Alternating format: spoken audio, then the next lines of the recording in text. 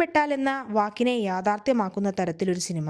തന്റെ ഹിഡൻ പാസ്റ്റിൽ നിന്നുള്ള അപകടങ്ങൾ സ്വർണയെ തേടി വരുന്നു. അവൾ തന്റെ ഫാമിലിയെ അതിൽ നിന്ന് എങ്ങനെ രക്ഷിക്കുമെന്ന് നിങ്ങൾക്കറിയണ്ടേ?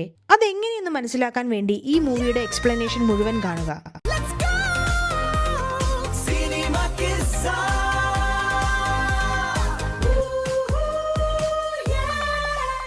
മൂവിയുടെ സ്റ്റാർട്ടിങ്ങിൽ നമ്മുടെ നായികയായ സ്വർണയും അവളുടെ ഹസ്ബൻഡായ അനിരുദ്ധിനെയുമാണ് കാണിക്കുന്നത്. അനിരുദ്ധ് ഒരു ഡോക്ടറാണ്. അവർ രണ്ടുപേരും അനിരുദ്ധിന്റെ നാട്ടിലേക്ക് ഒരു ബസ്സിൽ പോയിക്കൊണ്ടിരിക്കുകയാണ്. ഇവരുടേത് ഒരു പ്രണയ വിവാഹമായിരുന്നു. വീട്ടുകാരുടെ സമ്മതമില്ലാതെ 3 വർഷം മുൻപാണ് അനിരുദ്ധ് സ്വർണയെ വിവാഹം ചെയ്തത്. അതിനുശേഷം അനിരുദ്ധിന്റെ വീട്ടുകാർ അവനെയും സ്വർണയും ഇതുവരെ അക്സെപ്റ്റ് ചെയ്തിട്ടില്ല. അനിരുദ്ധിന്റെ അനുജത്തി ഗീതയുടെ വിവാഹത്തിനു വേണ്ടിയാണ് അവർ ഇപ്പോൾ നാട്ടിലേക്ക് പോകുന്നത്. അവർ രണ്ടുപേരും ആ നാട്ടിൽ ബസ് ഇറങ്ങിയതും ബസ് സ്റ്റാൻഡിലുള്ള ഒരാൾ സ്വർണയെ തന്നെ വല്ലാതെ തുറിച്ചു നോക്കുന്നുണ്ടായിരുന്നു. അങ്ങനെ അവർ അവിടെ നിന്ന് ജീപ്പ് പിടിച്ച് വീട്ടിലെത്തുന്നു.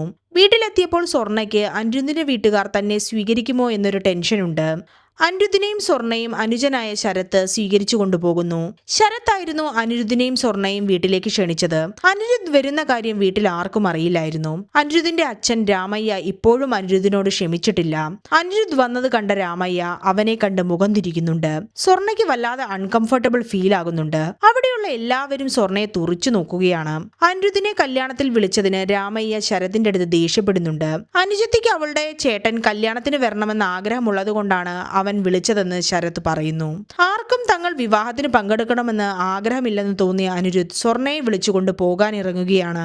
അപ്പോൾ അനിരുദ്ധിന്റെ അനുജത്തി ഗീതയും അനുജൻ ശരത്തും അമ്മ കാമാക്ഷിയും അവനോട് കല്യാണം കഴിയുന്നതുവരെ അവിടെ തന്നെ ഉണ്ടാകണമെന്ന് പറയുന്നു. അത് കേട്ട സ്വർണ അവിടെ തന്നെ നിൽക്കാൻ വേണ്ടി അനിരുദ്ധിനെ കൺവിൻസ് ചെയ്യുന്നുണ്ട്. അവിടെ നിന്നാൽ ഒരാഴ്ചയ്ക്കകം എല്ലാവരും തന്നെ അക്സെപ്റ്റ് ചെയ്യുമെന്ന് അവൾ അവനോട് പറയുന്നുണ്ട്. അയാളുടെ വീട്ടിൽ അച്ഛൻ രാമയ്യ, അമ്മ കാമാക്ഷി, ചേച്ചി ശ്രാവണി, അവരുടെ ഭർത്താവ് ബച്ചിരാജു, അനുജൻ ശരത്, അയാളുടെ ഭാര്യ അനസൂയ, അനുജത്തി ഗീത, അനിരുദ്ധിന്റെ മുത്തശ്ശി എന്നിവരടങ്ങുന്ന ഒരു വലിയ കുടുംബം തന്നെയാണ് ഉള്ളത്. അനിരുദ്ധ് സ്വന്തം ഇഷ്ടത്തിന് കല്യാണം കഴിച്ചതുകൊണ്ട് അവിടെ ആർക്കും സ്വർണയെ ഇഷ്ടമായിരുന്നില്ല. അനിരുദ്ധിന്റെ മുത്തശ്ശി അവളോട് നീ ഏത് കാസ്റ്റിലുള്ള ആളാണെന്നും ഏത് നാട്ടിലുള്ള ആളാണെന്നും ഒക്കെ ചോദിക്കുന്നുണ്ട്. അവളുടെ അച്ഛനും അമ്മയും മരിച്ചതുകൊണ്ട് അതൊന്നും തനിക്ക് അറിയില്ല എന്ന് സ്വർണ പറയുന്നുണ്ട്. അപ്പോൾ ഓരോരുത്തരായി അവളോട് ചോദ്യങ്ങൾ ചോദിക്കാൻ തുടങ്ങി. ഭക്ഷണം ഉണ്ടാക്കാൻ അറിയുമോ? രാവിലെ എത്ര മണിക്കാണ് എഴുന്നേൽക്കുക? സൂര്യ നമസ്കാരം അറിയുമോ? ചിക്കൻ ചെട്ടിനാട് ഉണ്ടാക്കാൻ അറിയുമോ? രംഗോലി ഉണ്ടാക്കാൻ അറിയുമോ? അങ്ങനെ ഒന്നിനു പിറകെ ഒന്നായി ഒരു 100 ചോദ്യങ്ങൾ അവളുടെ നേരെ വരാൻ തുടങ്ങി. ഇതൊക്കെ കേട്ട ശേഷം സ്വർണ ആ വീടിന് പറ്റിയ മരുമകളായി അവരെ എങ്ങനെയെങ്കിലും ഇംപ്രസ് ചെയ്യിക്കണമെന്ന് വിചാരിക്കുന്നുണ്ട്. അടുത്ത സീനിൽ ഒരു പൊളിറ്റിക്കൽ പാർട്ടിയുടെ ഓഫീസാണ് കാണിക്കുന്നത്. രാമയ്യ ആ ഗ്രാമത്തിലെ ഒരു പ്രധാനപ്പെട്ട പൊളിറ്റീഷ്യനാണ്. MLA കാൻഡിഡേറ്റിനെ തെരഞ്ഞെടുക്കാൻ വേണ്ടിയുള്ള മീറ്റിംഗ് ആണ് അവിടെ നടക്കുന്നത്. അവിടെ സിറ്റിംഗ് MLA ആയ മധുസൂദന റാവുവിന്റെ ആളുകൾ അയാളെ തന്നെ MLA കാൻഡിഡേറ്റ് ആക്കണമെന്ന് പറഞ്ഞ് മുറവിളി കൂട്ടുന്നുണ്ട്. മധുസൂദന റാവു വളരെ കറപ്റ്റ് ആയ ഒരാളായതിനാൽ അയാൾക്ക് MLA സീറ്റ് കൊടുക്കാൻ രാമയ്യക്ക് വലിയ താല്പര്യമില്ല. ഇപ്രാവശ്യം MLA കാൻഡിഡേറ്റ് ആകുന്ന ആൾ സ്കാം ഒന്നുമില്ലാത്ത ആളായിരിക്കുമെന്നും 10-ാം തീയതി CM ഒരു ഗവൺമെന്റ് ഹോസ്പിറ്റലിന്റെ ഉദ്ഘാടനത്തിൽ വരുന്നുണ്ടെന്നും അന്ന് കാൻഡിഡേറ്റിനെ തീരുമാനിക്കുമെന്നും അയാൾ പറയുന്നു. അനിരുദ്ധിന്റെ അനുജൻ ശരത് ഒരു SI ആണ്. മിനിസ്റ്റർ ആ നാട്ടിൽ വരുന്നത് പ്രമാണിച്ച് അവിടെ നല്ല സുരക്ഷ ഏർപ്പെടുത്താൻ അയാൾ പോലീസുകാരോട് പറയുന്നുണ്ട്. അടുത്ത സീനിൽ കരുണ എന്നൊരു തടവ് പുള്ളിയെ കാണിക്കുന്നുണ്ട്. അയാളെ കാണാൻ വേണ്ടി ഒരാൾ ജയിലിലേക്ക് എത്തുന്നു. ആ ഗ്രാമത്തിന്റെ ബസ് സ്റ്റോപ്പിൽ വെച്ച് സ്വർണയെ തന്നെ നോക്കി നിന്ന വെങ്കയ്യ എന്ന ആളായിരുന്നു കരുണയെ കാണാൻ ജയിലിലെത്തിയത്. അയാൾ കരുണയോട് ജാൻസിയെ പോലൊരു പെണ്ണിനെ കണ്ടുവെന്ന് പറയുന്നുണ്ട്. അത് കേട്ട കരുണ അവൾ ജാൻസി തന്നെയാണോ അല്ലയോ എന്ന് അവളെ ഫോളോ ചെയ്ത് കണ്ടുപിടിക്കാൻ പറയുകയാണ്. പിറ്റേ ദിവസം രാവിലെ അനിരുദ്ധിന്റെ വീട്ടിലെ സ്ത്രീകളെല്ലാവരും തന്നെ എഴുന്നേറ്റ് കുളിച്ച് തുളസി ചെടിക്ക് പൂജ ചെയ്തുകൊണ്ടിരിക്കുകയാണ്. നല്ല മരുമകളായി പേരെടുക്കാൻ വേണ്ടി നമ്മുടെ സ്വർണയും അവരോടൊത്ത് പൂജ ചെയ്യാൻ കൂടുന്നുണ്ട്. സ്വർണയ്ക്ക് പൂജ ചെയ്യാൻ ഒന്നും അറിയുകയില്ല. അവൾക്ക് തുളസി ചെടിക്ക് ആരതി ഒഴിയാനും വിളക്ക് വെക്കാനും ഒക്കെ അവർ പറഞ്ഞു കൊടുക്കുന്നുണ്ട്. എന്നിട്ടും സ്വർണ ചെയ്യുന്നതൊക്കെ അബദ്ധമായി മാറുകയാണ്. അവൾ ഈ ചെയ്യുന്ന അബദ്ധങ്ങളൊക്കെ കണ്ട് എല്ലാവരും അവളെ രൂക്ഷമായി നോക്കുന്നുണ്ട്. അപ്പോൾ അവിടേക്ക് ശരത്തിന്റെ ഭാര്യ അനസൂയ കടന്നു വരുന്നുണ്ട്. അവളാണ് ആ കുടുംബത്തിലെ മാതൃകാ മരുമകൾ. എല്ലാവർക്കും അവളെ ഭയങ്കര ഇഷ്ടമാണ്. അവിടെ വെച്ച് സ്വർണയും അനസൂയയും തമ്മിൽ പരിചയപ്പെടുന്നു. സ്വർണ വന്നപ്പോൾ അനസൂയ അവിടെ ഇല്ലായിരുന്നു. അനസൂയയുടെ അച്ഛന് സുഖമില്ലാത്തതിനാൽ അവൾ സ്വന്തം വീട്ടിൽ പോയിരുന്നു. അനസൂയയെ പോലെ ഒരു മാതൃകാ മരുമകളെയാണ് അനിരുദ്ധിനും വിവാഹം കഴിച്ചു കൊടുക്കാൻ അവരൊക്കെ ആഗ്രഹിച്ചിരുന്നത്. അനസൂയയെ അവിടെയുള്ളവർ ട്രീറ്റ് ചെയ്യുന്നത് കണ്ട സ്വർണ അവളേക്കാൾ നല്ല മരുമകളായി കാണിച്ചു കൊടുക്കണമെന്ന് വിചാരിക്കുന്നുണ്ട്. അതിനുവേണ്ടി സ്വർണ അടുത്ത ദിവസം തന്നെ ശ്രമം തുടങ്ങിയിരുന്നു. സ്വർണ അവിടുത്തെ ജോലികളൊക്കെ ചെയ്യാൻ പോകുമ്പോഴേക്കും അതൊക്കെ അനസൂയ ഓൾറെഡി ചെയ്തിട്ടുണ്ടാകും. അതുപോലെ തന്നെ സ്വർണ്ണ എന്തൊക്കെ ചെയ്താലും അതൊക്കെ ഫ്ലോപ്പായിട്ട് മാറുകയായിരുന്നു. അനസൂയാകട്ടെ എല്ലാ കാര്യങ്ങളിലും ഭയങ്കര സമർത്ഥയായിരുന്നു. വീട്ടുജോലികളെല്ലാം അനസൂയ കൃത്യമായി കറക്റ്റ് സമയത്ത് ചെയ്യുമായിരുന്നു. അടിപൊളിയായി ഫുഡ് ഉണ്ടാക്കാനും രംഗോലി ഇടാനും പശുവിന്റെ പാല് കറക്കുന്നതിലും എല്ലാ കാര്യത്തിലും അവൾ സമർത്ഥയാണ്. സ്വർണ്ണ എത്രയൊക്കെ ശ്രമിച്ചിട്ടും അവളെ കൊണ്ട് അനസൂയേക്കാൾ നന്നായി ചെയ്യാൻ സാധിക്കുന്നില്ലായിരുന്നു. കാരണം ഇതൊന്നും ചെയ്യാൻ സ്വർണ്ണയ്ക്ക് അറിയുകയില്ല. അനിരുദ്ധിനോട് രാമയ്ക്കുള്ള ദേഷ്യം ഇതുവരെ കുറഞ്ഞിട്ടില്ല. അനിരുദ്ധിനെ കാണുമ്പോൾ അയാൾ ഭക്ഷണം കഴിക്കുന്നിടത്തുനിന്ന് എഴുന്നേറ്റ് പോകുന്നുണ്ട്. ഇത് കാണുന്ന സ്വർണ്ണ വീട്ടുകാരെ കൊണ്ട് തങ്ങളെ എങ്ങനെയെങ്കിലും അക്സെപ്റ്റ് ചെയ്യിക്കണമെന്ന് ഉറച്ച തീരുമാനമെടുക്കുന്നുണ്ട്. അതിനുവേണ്ടി സ്വർണ്ണ തന്റെ ബെസ്റ്റ് ഫ്രണ്ടായ കിരൺമയിനെ അങ്ങോട്ട് വിളിപ്പിക്കുന്നു. സ്വർണ്ണയുടെ ഓർഫണേജിലെ ചൈൽഡ്ഹുഡ് ഫ്രണ്ടാണ് കിരൺമയി. കിരൺമയിക്ക് വ്യത്യസ്തങ്ങളായ ഫുഡുകൾ നല്ല രീതിയിൽ ഉണ്ടാക്കാൻ അറിയാം. അവളുടെ സഹായത്തോടുകൂടി അനിരുദ്ധിന്റെ വീട്ടുകാരുടെ മനസ്സ് ജയിക്കാനാണ് സ്വർണ്ണയുടെ പ്ലാൻ. കിരൺമയി ആദ്യം വരാൻ തയ്യാറാകുന്നില്ലെങ്കിലും സ്വർണ്ണ അവളെ ഇമോഷണൽ ബ്ലാക്ക്മെയിൽ ചെയ്ത് വരാൻ വേണ്ടി സമ്മതിപ്പിക്കുന്നുണ്ട്. നാട്ടിലെത്തിയ കിരൺമയിനെ സ്വർണ്ണ ഒരു ഹോട്ടലിൽ താമസിപ്പിക്കുന്നു. അതേസമയം വെങ്കണ്ണയും ആളുകളും സ്വർണ്ണ തന്നെയാണോ ജാൻസി എന്ന് കണ്ടുപിടിക്കാൻ വേണ്ടി ഗ്രാമത്തിലെത്തുന്നു. സ്വർണ്ണയും കിരൺമയും കൂടെ ഭക്ഷണം ഉണ്ടാക്കാനുള്ള സാധനങ്ങൾ വാങ്ങാൻ ചന്തയിലെത്തിയതായിരുന്നു. വെങ്കണ്ണയും ആളുകളും മാർക്കറ്റിൽ അവരെ ഫോളോ ചെയ്യുന്നുണ്ട്. തങ്ങളെ ആരോ ഫോളോ ചെയ്യുന്നുണ്ടെന്ന് സ്വർണ്ണയ്ക്ക് മനസ്സിലാകുന്നു. അത് കിരൺമയോട് പറയുമ്പോൾ അവർ ഫോളോ ചെയ്യുന്നത് കണ്ട് അവൾ പേടിക്കുന്നു. സ്വർണ്ണ ധൈര്യത്തോടെ അയാളുടെ അടുത്ത് ചെന്ന് എന്തിനാണ് ഫോളോ ചെയ്യുന്നതെന്ന് ചോദിക്കുന്നു. അപ്പോൾ അയാൾ നിന്റെ പേര് ജാൻസി അല്ലേ എന്നും ഇതിനു മുന്നേ നീ കാട്ടിലല്ലേ ഉണ്ടായിരുന്നെന്നും ചോദിക്കുന്നുണ്ട്. ഇത് കേട്ടിട്ട് സ്വർണ്ണ ഷോക്ക് ആകുന്നുണ്ട്. എന്നാലും അവൾ ആ ഷോക്ക് മുഖത്ത് കാണിക്കാതെ അയാളുടെ അടുത്ത് ദേഷ്യപ്പെട്ട് സംസാരിക്കുന്നുണ്ട്. അവൾ വെങ്കണ്ണയോട് മര്യാദയ്ക്ക് ഇവിടെ നിന്ന് പോയില്ലെങ്കിൽ വിവരം അറിയുമെന്ന് പറയുന്നു. കേട്ട് പേടിച്ച് അയാൾ അവിടെ നിന്ന് പോകുന്നുണ്ട്. അവളോട് സംസാരിച്ചതിന് ശേഷവും അയാൾക്ക് അവൾ ജാൻസി ആണോ അല്ലേ എന്നുള്ള തീരുമാനത്തിലെത്താൻ സാധിച്ചിരുന്നില്ല. അടുത്ത ദിവസം രാവിലെ വീട്ടിലെ സ്ത്രീകളെല്ലാം അടുക്കളയിൽ വന്ന് നോക്കുമ്പോൾ രാവിലത്തെയും ഉച്ചകത്തെയും ഭക്ഷണങ്ങൾ റെഡിയാക്കി വെച്ചിട്ടുണ്ടാകും. അതിൽ കുറെ സ്പെഷ്യൽ വിഭവങ്ങളും കാണാം. ആദ്യം എല്ലാവരും ഇതൊക്കെ അനസൂയാണ് ഉണ്ടാക്കിയെന്ന് വിചാരിച്ചു. പക്ഷെ ഇതെല്ലാം ഉണ്ടാക്കിയത് സ്വർണ്ണയാണെന്ന് അറിഞ്ഞപ്പോൾ അവർ അത്ഭുതപ്പെട്ടു. സത്യത്തിൽ കിരൺമയി രാത്രിയിൽ ഹോട്ടലിൽ നിന്ന് എല്ലാ ഭക്ഷണവും ഉണ്ടാക്കി ടിഫിനിലാക്കി രാവിലെ 3 മണിക്ക് തന്നെ സ്വർണ്ണയ്ക്ക് കൊടുക്കുകയാണ് ചെയ്തത്. സ്വർണ്ണ അത് താൻ ഉണ്ടാക്കിയ മാതിരി എല്ലാം പാത്രത്തിലാക്കി വെച്ചു.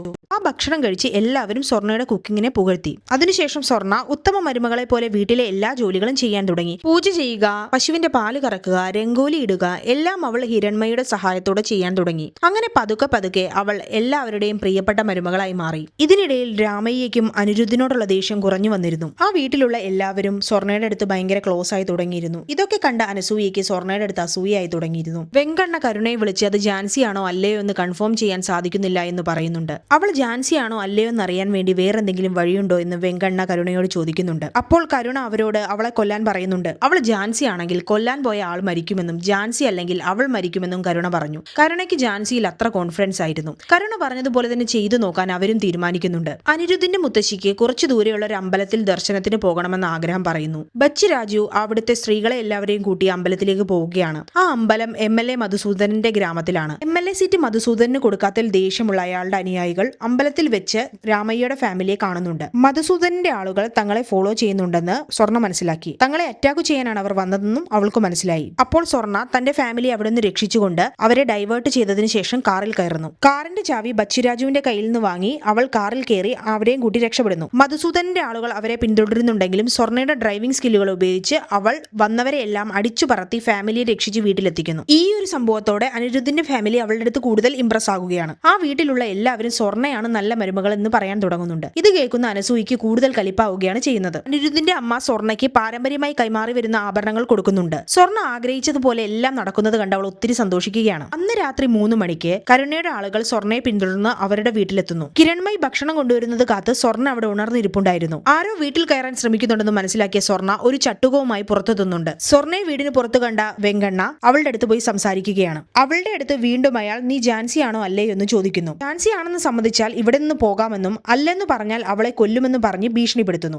അത് കേട്ട് ദേഷ്യം വന്ന സ്വർണ്ണ ആ ചട്ടവും കൊണ്ട് വെങ്കണ്ണയെ അടിക്കുന്നുണ്ട്. ബാക്കിയുള്ള 3 പേരെയും അവൾ അടിച്ച് അവശയാക്കുന്നുണ്ട്. എന്നിട്ട് മേല ഈ പരിസരത്തേക്ക് വന്നേക്കരുതെന്ന് താക്കിയതോടുകൂടി അവൾ അവിടെ നിന്ന് പോകുന്നു. അവളെ തിരിച്ചൊന്നും ചെയ്യാൻ സാധിക്കാത്തതിൽ ഈഗോ ഹർട്ടായ വെങ്കണ്ണ ഒരു കത്തിയുമായി അവളെ കുത്താൻ വേണ്ടി ആ വീട്ടിന്റെ ഉള്ളിലേക്ക് ഓടിക്കയറുന്നുണ്ട്. അങ്ങനെ സ്വർണ്ണയുടെ അടുത്തേക്ക് ഓടി അടുക്കുമ്പോഴേക്കും കാലുമടങ്ങി വീണ് അയാൾ സ്വന്തം കത്തിയിൽ നിന്ന് കുത്തേറ്റു മരിക്കുന്നു. സ്വർണ്ണ ആ ഡെഡ് ബോഡി വലിച്ചു കൊണ്ടുപോകുമ്പോൾ അത് കണ്ട് കിരൺമയി വന്നിട്ടുണ്ടാകും. അവൾ തല കറങ്ങി വീഴുന്നു. സ്വർണ്ണ അവളെ എഴുന്നേൽപ്പിച്ച് കാര്യം പറഞ്ഞു മനസ്സിലാക്കുന്നുണ്ട്. അയാളെ സ്വർണ്ണ കൊന്നതല്ല എന്നും അയാൾ ആക്സിഡന്റലി മരിച്ചു പോയതാണെന്നും മനസ്സിലാക്കിയ കിരൺമയി ഡെഡ് ബോഡി ഡിസ്പോസ് ചെയ്യാൻ സ്വർണ്ണയെ സഹായിക്കുന്നുണ്ട്. രണ്ടുപേരും കൂടി ആ ഡെഡ് ബോഡി ചാക്കി കെട്ടി കുറെ ദൂരം എവിടെയോ കൊണ്ട് കളയുന്നുണ്ട്. അടുത്ത ദിവസം രാവിലെ തന്നെ കിരൺമയി സ്വർണ്ണയെ കാണാനെത്തുന്നു.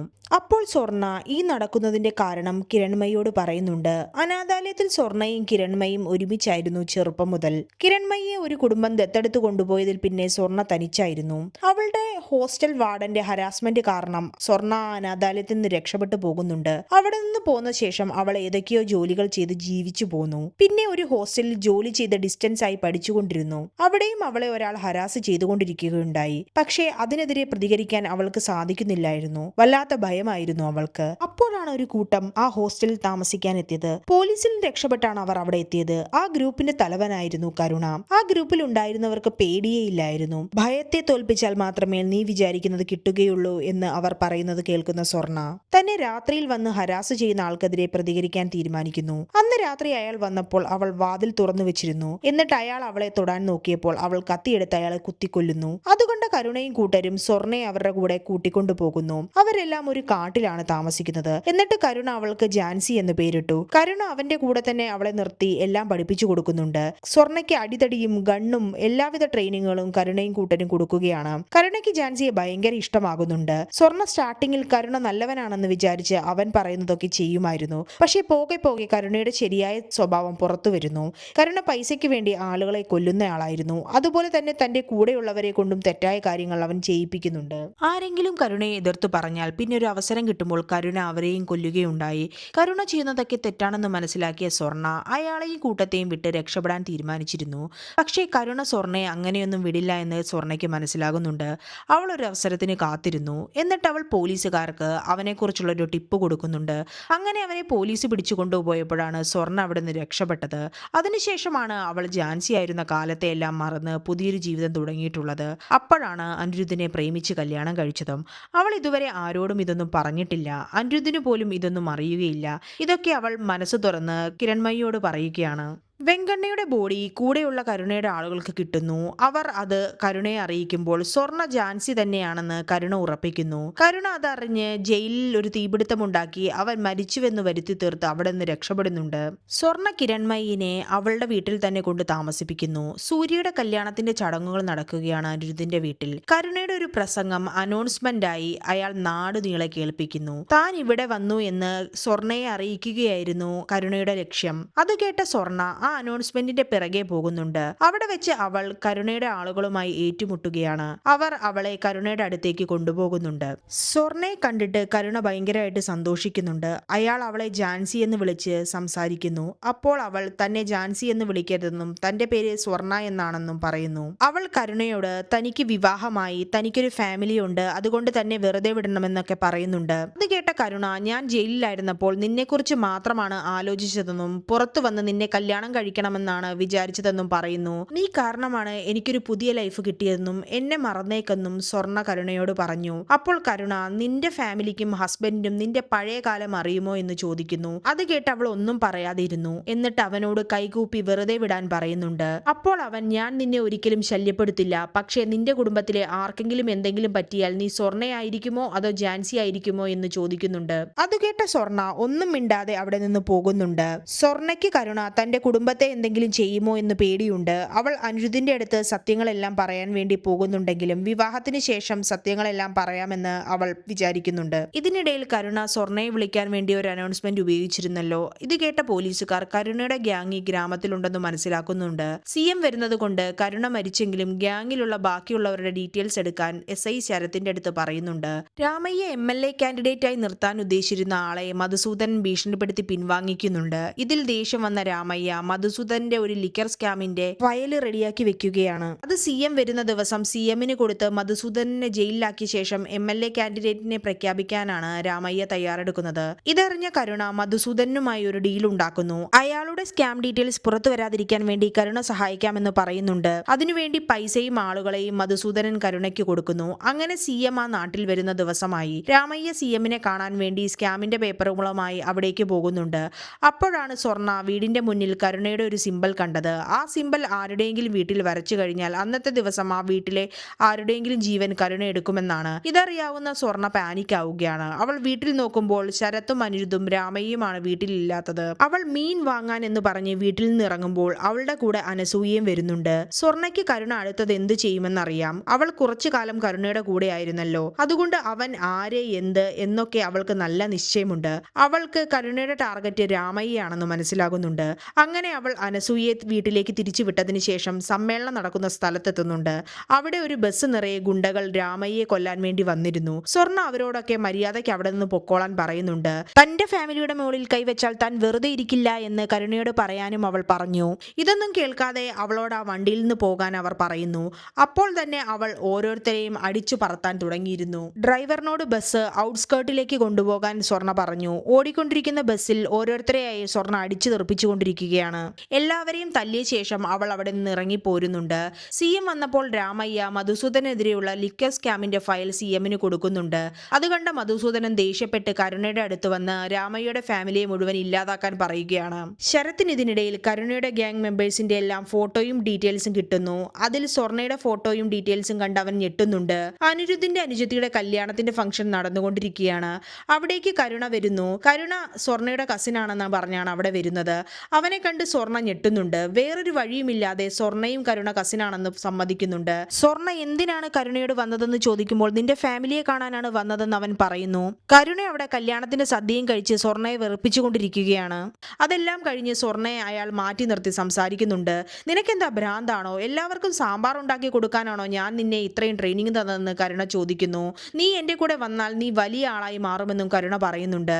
ഈ കല്യാണം കഴിഞ്ഞ ഉടനെ തന്നെ അവന്റെ കൂടെ പോയില്ലെങ്കിൽ അവളുടെ ഫുൾ ഫാമിലിയെ കൊല്ലുമെന്ന് പറഞ്ഞ് അവൻ അവളെ ഭീഷണിപ്പെടുത്തുകയാണ്. ഇതെല്ലാം കൊണ്ട് ഭയങ്കര ടെൻഷനായ സ്വർണ്ണ അനിരുദ്ധിന്റെ അടുത്ത് സത്യമെല്ലാം പറയുന്നു. ഇതെല്ലാം കേട്ട അനിരുദ്ധ് സ്വർണ്ണ ആദ്യമേ തന്റെ അടുത്ത് ഇതൊക്കെ പറയാത്തത് എന്താണെന്ന് ചോദിക്കുന്നുണ്ടെങ്കിലും അവളുടെ ഈ പ്രശ്നത്തിൽ അവളുടെ കൂടെ തന്നെ നിൽക്കുന്നു. അനിരുദ്ധ് അവന്റെ അച്ഛൻ പൊളിറ്റീഷ്യൻ ആയതുകൊണ്ട് അയാളുടെ അടുത്ത് സംസാരിക്കാമെന്ന് പറയുന്നുണ്ട്.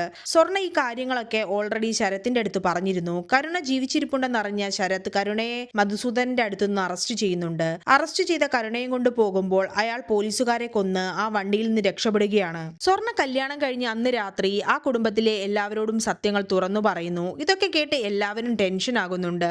അവള് കാരണം കുടുംബത്തിന് ഭയങ്കര ആപത്ത് വന്നു എന്ന് ബച്ചിരാജു പറയുമ്പോൾ രാമയ്യ അവളെ സപ്പോർട്ട് ചെയ്ത് സംസാരിക്കുന്നുണ്ട്. ഞാൻ പൊളിറ്റീഷ്യൻ ആയതുകൊണ്ട് ഫാമിലിക്ക് ഒത്തിരി ആപത്ത് വന്നിട്ടുണ്ട്. അപ്പോൾ ആരും എന്റെ അടുത്ത് ഇങ്ങനെ ചോദിച്ചില്ലല്ലോ. പിന്നെ സ്വർണ്ണയുടെ അടുത്ത് മാത്രം എന്തിനാണ് ചോദിക്കുന്നതെന്ന് രാമയ്യ പറഞ്ഞു. അതുപോലെ തന്നെ അമ്പലത്തിൽ വെച്ച് ആളുകൾ എല്ലാവരെയും ആക്രമിക്കാൻ വന്നപ്പോൾ സ്വർണ്ണയല്ലേ എല്ലാവരെയും രക്ഷിച്ചത്. അവൾ എല്ലാവരെയും രക്ഷിച്ചപ്പോൾ അവളെ ഫാമിലിയാക്കി. എന്നിട്ട് അവൾക്കൊരു പ്രശ്നം വരുമ്പോൾ അവളെ നിങ്ങൾ എങ്ങനെ അന്യയാക്കുമെന്നും അയാൾ ചോദിക്കുന്നുണ്ട്. ഇത് കേട്ട് സ്വർണ്ണയുടെ കണ്ണു നിറയുന്നുണ്ട്. എല്ലാവരും ഇനി ഈ കാര്യത്തിൽ സ്വർണ്ണയുടെ കൂടെ നിൽക്കാമെന്ന് തീരുമാനിക്കുകയാണ്. അപ്പോഴേക്കും ആ വീടിന്റെ ലൈറ്റ് എല്ലാം പോകുന്നുണ്ട്. എന്തോ സംഭവിക്കാൻ പോകുന്നുണ്ടെന്ന് സ്വർണ്ണയ്ക്ക് മനസ്സിലായി. ആ വീടിന്റെ പുറത്ത് കരുണനും മധുസൂദനന്റെ ആളുകളും എത്തിയിരുന്നു. അത് മനസ്സിലാക്കിയ സ്വർണ്ണ എല്ലാ വാതിലും അടച്ചിട്ട് ഫ്രണ്ട് വാതിൽ മാത്രം തുറന്നു വെക്കാൻ പറയുന്നു. പ്രായമായവരെയും കുട്ടികളെയും എല്ലാം അവസാനത്തെ റൂമിലേക്ക് മാറ്റുകയാണ്. എല്ലാവരും വീട്ടിലെ ആയുധങ്ങളെല്ലാം എടുത്ത് അവിടെ കാത്തു നിൽക്കുകയാണ്. രാമയ്യ കയ്യിലെ ഗൺ ഉപയോഗിച്ച് വെടിവെക്കുന്നുണ്ടെങ്കിലും അയാൾക്ക് പരിക്കേൽക്കുന്നുണ്ട്. അതുകൊണ്ട് സ്വർണ്ണ ഗുണ്ടകളെ ഒറ്റയ്ക്ക് ആക്രമിക്കാൻ തുടങ്ങി. അവൾ ഓരോ ഗുണ്ടകളെയും ആക്രമിച്ച് കീഴ്പ്പെടുത്തുന്നുണ്ട്. സ്വർണ്ണയ്ക്ക് രാമയ്യ ഗണ്ണ് കൊടുക്കുമ്പോൾ അവൾ അത് വെച്ച് റൗഡികളെ അടിക്കുന്നു. കരുണയുടെ കൂടെയുള്ള ഗൺമാന്മാർ വന്നിട്ടുണ്ടാകും. അപ്പോഴേക്കും അവർ വീട്ടിനുള്ളിൽ കയറി ഫയർ ചെയ്യാൻ തുടങ്ങിയിരുന്നു. ശരത് അവിടെ എത്തി ഷൂട്ട് ചെയ്യുന്നുണ്ടെങ്കിലും അയാൾക്കും പരിക്കേൽക്കുന്നുണ്ട്. അത് കണ്ട സ്വർണ്ണ വീട്ടുകാരോടൊക്കെ പുറകുവശത്തെ വഴിയിലൂടെ രക്ഷപ്പെടാൻ പറയുന്നു. അവളുടെ കൂടെ ബച്ചിരാജുവും കിരൺമയും നിന്നിട്ട് ബാക്കിയുള്ള ഫാമിലി മെമ്പേഴ്സ് അവിടെ നിന്ന് രക്ഷപ്പെടുന്നു. 3 പേരും കൂടെ കുറെ പേരെ ഫയർ ചെയ്യുന്നു കൊല്ലുന്നുണ്ട്. ബുള്ളറ്റുകൾ കഴിഞ്ഞപ്പോൾ അവർ 2 പേരോടും കൂടി രക്ഷപ്പെടാൻ പറഞ്ഞയക്കുന്നുണ്ട്. കരുണയുടെ കൂടെ ബാക്കിയുള്ളവരെല്ലാം ഓൾമോസ്റ്റ് മരിച്ചു കഴിഞ്ഞു. അത് കണ്ട കരുണ സ്വയം ജീപ്പ് എടുത്ത് വീട്ടിലേക്ക് വണ്ടി ഇടിച്ചു കയറ്റുകയാണ്. അവൻ വണ്ടി ഇടിച്ച് കയറ്റിയ ആഘാതത്തിൽ സ്വർണ്ണ തെറിച്ചു വീണിട്ടുണ്ടാകും. എഴുന്നേൽക്കാൻ നോക്കുന്ന സ്വർണ്ണയെ അവൻ വലിച്ചു കൊണ്ടുപോകാൻ നോക്കുന്നു. അപ്പോൾ അവൾ അവിടെ കിടന്നൊരു കത്തി എടുത്ത് അവനെ വെട്ടുന്നുണ്ട്. എന്നിട്ട് ആ കത്തി വെച്ച് അവന്റെ കഴുത്തിൽ കുത്തുന്നു. അവനെ കുത്തുന്ന സമയത്ത് അവൻ തിരിച്ചവളെ വെടിവെക്കുന്നുണ്ട്. 2 പേരും മരണത്തോട് മല്ലടിക്കുകയാണ്. ഞാൻ മരിച്ചാൽ കരയാൻ കുറെ പേരുണ്ടാവും, പക്ഷെ നീ മരിച്ചാൽ അത് ആഘോഷിക്കാൻ 30 പേരുണ്ടാകുമെന്ന് സ്വർണ്ണ കരുണയുടെ അടുത്ത് പറയുന്നുണ്ട്. അത് കേട്ട കരുണ നീ മരിക്കുന്നത് കണ്ടിട്ട് വേണം എനിക്ക് മരിക്കാൻ എന്ന് പറയുന്നു. അപ്പോഴേക്കും കരുണയുടെ ശ്വാസം നിലച്ചു. അത് കണ്ട് സ്വർണ്ണ പുഞ്ചിരിക്കുന്നു. അങ്ങനെ അവസാനം സ്വർണ്ണ ആ കുടുംബവുമായി നല്ല രീതിയിൽ സന്തോഷത്തോടെ അവരുടെ കൂടെ ജീവിക്കുന്നത് കാണിക്കുന്നതോടുകൂടിയാണ് ഈ സിനിമ ഇവിടെ അവസാനിക്കുന്നത്. ഇനി ഇതുപോലെയുള്ള പുതിയ മൂവീസ് കാണാൻ നിങ്ങൾക്ക് താല്പര്യമുണ്ടെങ്കിൽ ഞങ്ങളുടെ ചാനൽ സബ്സ്ക്രൈബ് ചെയ്യുക. ഇനി പുതിയൊരു മൂവിയുമായിട്ട് വരുന്നവരെ ടേക്ക് കെയർ ആൻഡ് ബൈ.